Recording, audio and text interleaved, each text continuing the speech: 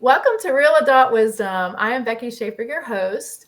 And today I'm excited to have one special lady who has been beside me and in my corner for the past 10 months and probably like another 10 months. Um, Dr. Latanda Stillwell Barker. She is empowering many people, including myself for sure, through passion and excellence. She's board certified and has a doctorate in medical science and over 28 years of clinical experience, and utilizes her personalized and custom approach to helping many people with their concerns. And one thing I appreciate about you is that you do take your time to listen to concerns, because when I first came to you, I think we probably talked for an hour. And it made me feel very comfortable. Um, and I have to say, when I first met you, so today our podcast is really going to be about investing in yourself and the stigma on what it takes to invest in yourself. And I'm not going to go into the name quite yet. But I have to say, I was very skeptical at first. But working with Dr. Latandra has definitely brought back a sense of self-esteem, confidence, and it has been so life-changing for myself and everybody you actually work with. And my journey has been way more than just weight loss, because weight loss was really something I never had to deal with until COVID, and whatever happened during that shut my adrenal glands down, that had me gain all this weight, and I had to start testosterone treatments. And this has been a very long walk for 3 years. And I was at the end of my rope. And then I met this beautiful lady right here. So, welcome to my show. So, we are going to talk about different diet programs, but this really is not a diet program. And the word semaglutide has come out. It's all over the media. It's linked with other things that are out there. And it's really gotten a bad stigma. So I'm here to share not just my story, but your success with other people that you work with, women and men, and how this has changed their life. And some, you've saved their life. I mean, in a way, you saved me. And this product has saved me. And this is my first time outing myself that I have been on this product. Congratulations. Congratulations to you, Becky. And thank you so much for having me here to join you to talk about this very important subject. And it is my passion. If you ask me why I do it, it's because I love it. It's my passion. I love it. I get excited. I get excited to help people reach their weight loss goals and their skincare goals. And let's talk about the medication part, the medications, these new advancements, the latest advancements that we have for weight loss. And for now, we'll call them GLP-1 medications, right? The name brand for these medications, we have Wegovy, we have Zepbound, but not so much to put a label on it as far as the name, but let's just give it a general category. We'll call it GLP-1 medications. And for those who don't know what that is, the GLP-1 stands for glucagon-like peptide 1. It's a hormone produced in the gut that plays a crucial role in regulating our blood sugars. When we eat, the GLP-1 is released, stimulating insulin secretion and slowing down our gastric system. So these medications, these GLP-1 receptor agonists, these are medications that mimic that hormone, producing the significant benefits for weight loss. Now, how does that work? What's the mechanism of action? One, it slows down our suppression or suppresses our appetite, right? So with the GLP-1 medication, it works on the brain appetite centers, particularly the hypothalamus. It reduces hunger. That entails control our food intake and reduce our overall caloric consumption. And then the other thing that happens is it slows down our gastric emptying. So by slowing down the rate of food which leaves the stomach, the GLP-1 medications help you feel fuller longer, and therefore you have reduced urges to eat in between meals, and therefore we have reduced caloric intake, so we have reduced calories, that is stimulating the weight loss over time, right? And so, and then what's the effects of these medications? So, how effective are they? So, we have these clinical trials that the GLP-1 agonists can lead to significant weight loss. For example, we have studies that demonstrate an average weight reduction between 5 and 10% of the body weight over a year. That's substantial. And that's a substantial in our science as to where we are today, particularly for those ones who are struggling to lose weight. And it's not about willpower. It's a lot more that's going into this that is beyond our control. We have our hormones that's ailing us. We have our age process. We have um, health issues that can compound these. Sometimes even our medications that we take to help us to feel better in another aspect actually help us to gain weight. So a lot of things that's going on that we just don't have the control over. So, but to have these medications on board to help us out, we're in a fascinating time right now. Yes. And I didn't even know this existed until one of my friends kind of guided me to this direction. Um, and this has been life changing. I know when I came to you, I felt fatigued, frustrated. I lost my self esteem, my self confidence. I felt very inflamed. I wasn't working out, which that was unusual for me. And I was 40 pounds heavier 10 months ago than what I am today. And I'm exercising again. I feel great. I've gained self esteem back. Um, and I know that you have many, many, many success stories with other people that you have worked with as well. Um, and I guess like you do see this as a stigma out there because people are not educated on it. They just see this as like, we're taking it, oh gosh, people are taking this away. This is meant for people with diabetes. What can you say to that? Because that's one of the biggest things I hear is, we're taking this away from people with diabetes. But I was actually in a I personally was in a bad place. I wasn't one of those people like, oh, I gained 10 pounds. I need to go get semaglutide. I had got diagnosed with lupus, adrenal gland failure, and I was in bad shape. And this actually has turned everything around. And as of, I think I'm on 4 weeks ago today, I'm in complete remission and my blood work was perfect except for a 51-year-old who's in menopause. That stuff wasn't perfect, but everything was fantastic. And I have to say, this is what got me there. You're right. You're right, Becky. Thank you for sharing that story because that's a private thing that you open up for the world to hear. And you're right. And it's not just for people with diabetes. These people who are taking these medications, a lot of them have other health issues. Not only diabetes, they have high cholesterol, they have high blood pressure, they have sleep apnea, they have mental fatigue or mental stress as far as anxiety, depression, eating disorders. So it's such a bigger picture than just that one thing, right? That one stigma. So, and it's okay. It's okay to feel better. It's natural to want to feel better, to be healthier. It's not just about shedding the pounds, but what's the other benefits that we get from shedding those pounds? We get, you know, lessen medication intake. So we don't have to take as much high blood pressure medication or add on another pill for cholesterol or using a CPAP machine at night because we're now having sleep apnea or the oral device to help out with sleep apnea. But because with weight loss, it helps to peel back some of those things, particularly if they were caused because of weight gain or being obese or, overweight. So as far as success stories, there's so many. And yours is just one. And then I have a few other success stories, right? Quite a number of my patients who struggle with obesity over the years, they managed to lose 15% of their body weight within 6 months of starting this GLP-1 therapy. And not only did they lose weight, that just like you reported, they reported having a higher energy level, more confidence, improve their mood, improve their sleep, fitting better in their clothes.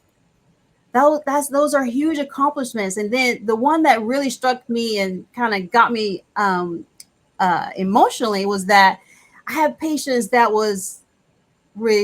retarding or how can I say, reframing, that's that, reframing from going into join their old friends or being involved in social events because they were so embarrassed about their appearance.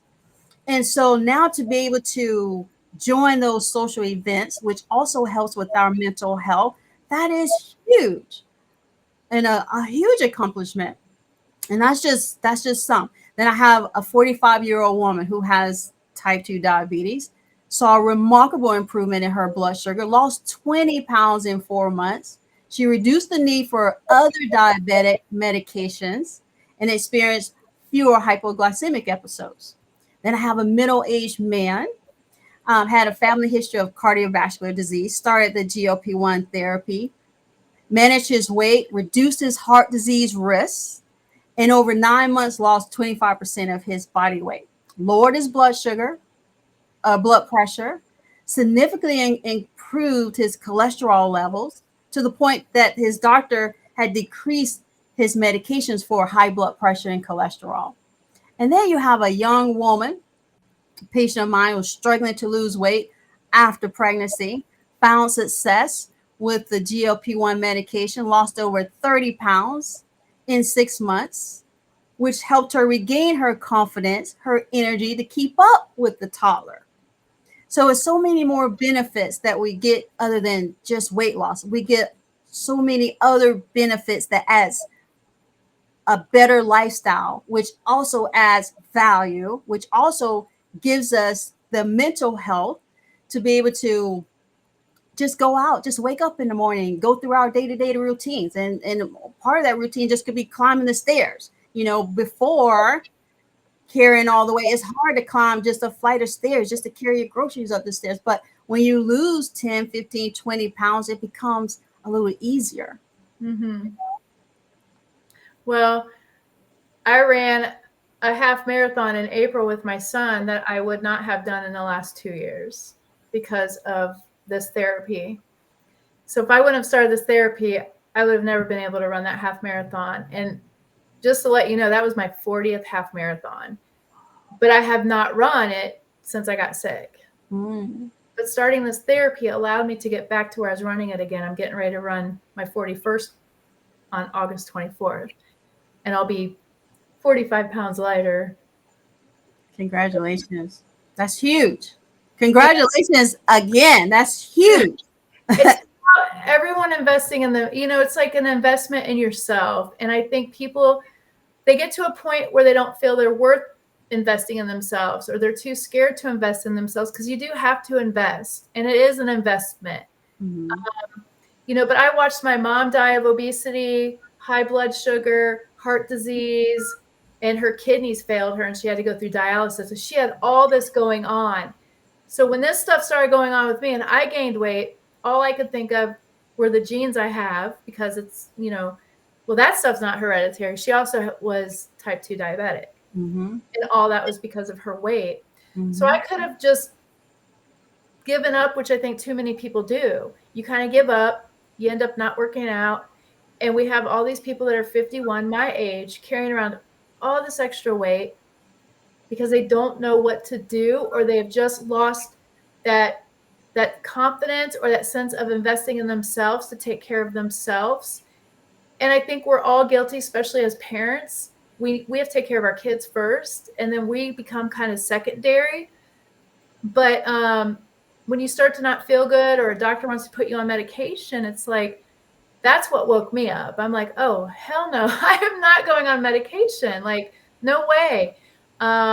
There's something going on here, and I got to dig deeper. And I think as women or men, we go to a doctor and we just let them write the prescription and we move on with life.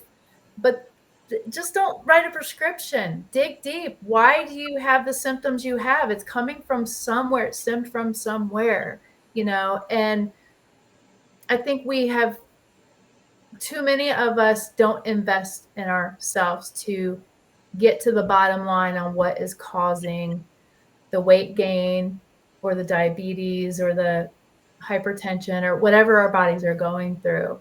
Mm-hmm. It's just imperative to invest in yourself. Yeah, it's valuable, right? Our health is our most prized possession, right? And then you mentioned education. Education is key. Awareness is key. And you mentioned also addressing that stigma, and it requires education to be able to do that. It requires promoting body positiveness, right? And it promotes empowering women, just like your platform that you have here. I think this is outstanding, and I was happy to join it. When you asked me, I said yes. Thank you. Because this is what we need. We need this sounding board to, and the more we speak about it, the more is out, the more it is more of a common and say, okay, it's okay to invest in yourself. It's okay to feel better, right? And then to have our roles as healthcare providers is to have that compassionate care, as you mentioned, listening, have that active listening to healthcare providers should provide that active listen and validate our health concerns. And everybody is not the same, right? So we all have our unique needs, our unique challenges. And so our health, as a healthcare provider, we should provide the personalized care to individualize that uniqueness that you have as an individual. And And then, you go have definitely done that. You definitely have brought that to my table and hundreds of your clients' tables, which, I mean, you're the things and comments people say about you have been absolutely amazing, and I have to agree with them times 100. ahead. Um, So much. you definitely changed my life, and when I wasn't feeling good on it, you're like, "How much water are you drinking? You need to drink more water." And you're very intuitive to what we need, and that is so appreciated. And we need more women doctors out there like yourself that will actually listen, and not just do something really quick. But the therapy, I think, it does get a stigma. It's not cheap to invest in yourself, that's for sure. But I have to say, after the 10 months, I would do it over, to feel the way I feel today. And this is a long haul. Mhm. And it's not like you're just putting people on this therapy. You have these amazing nutrition plans to also, like, you can't just do the therapy. You've got to do the work with the therapy. I know I read some books, like, I did some stuff living in the now. So I did some own self therapy and just watching sunrises, sunsets. I moved, I did a whole lifestyle change. And you have to put the work in, not just give yourself a shot, once a week. You got to look at the food you're taking in. Oh gosh, I can't eat as much now. So now I need to eat protein and fruit and vegetables, and the whole thing. It's a big round circle. It's not Mhm. just one thing. There's many steps.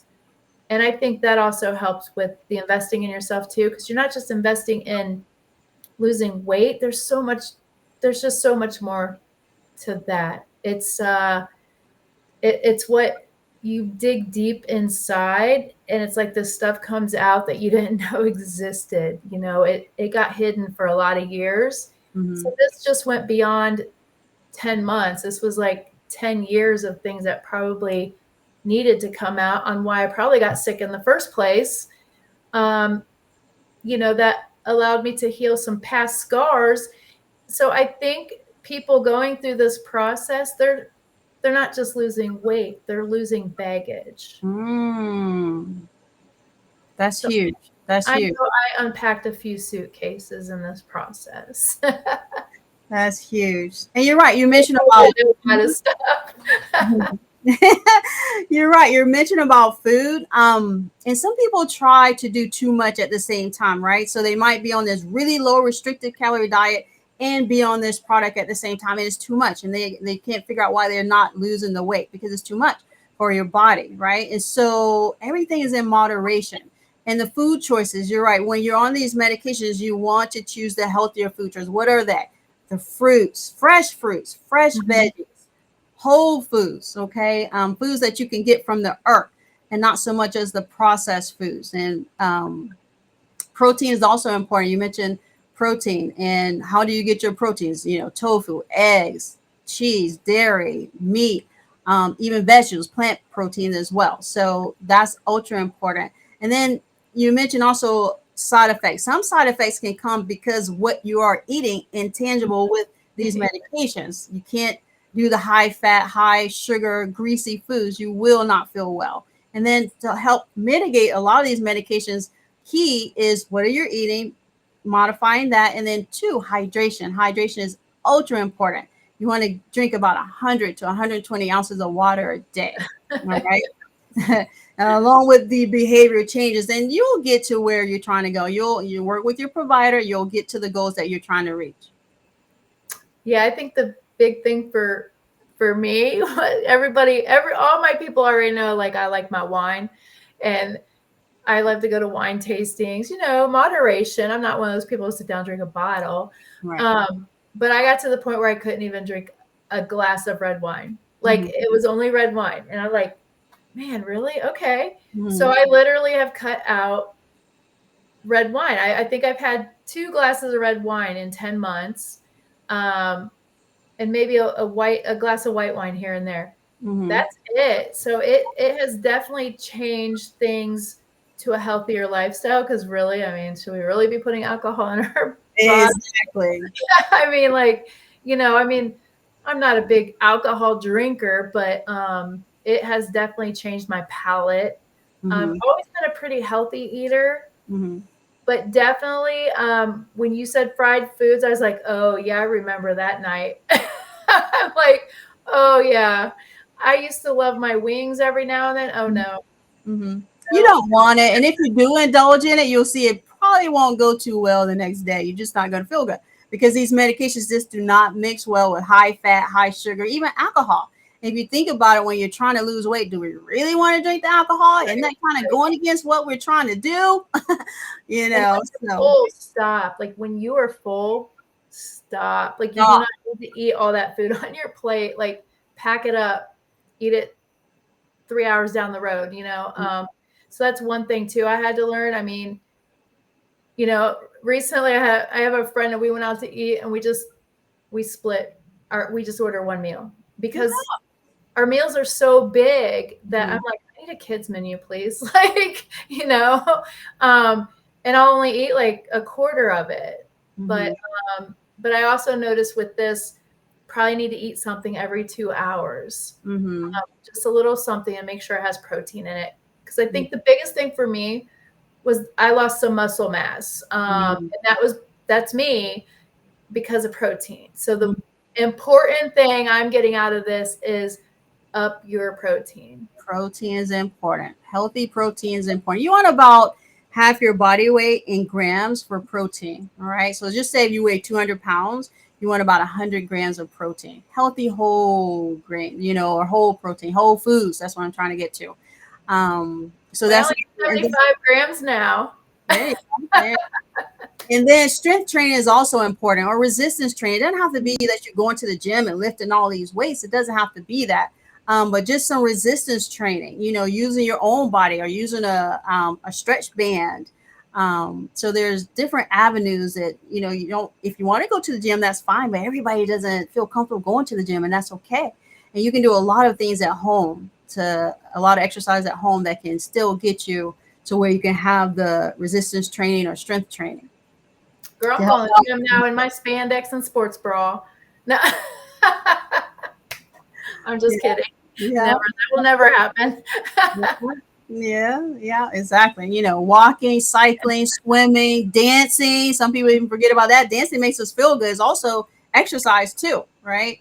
So, and if you're struggling with weight loss or trying multiple methods without success, I would just encourage you to speak with your healthcare provider about the GLP-1 medications and advocate for a personalized plan, because that's is what's going to be most beneficial for you. And your healthcare provider can help determine which and if the GLP-1 medication is right for you, because it's not right for everybody. Right, right. Well, I want to thank you so much for coming on to Real Dot Wisdom and sharing your successes. And I want to thank you for what you do for men and women, and all the lives you're changing.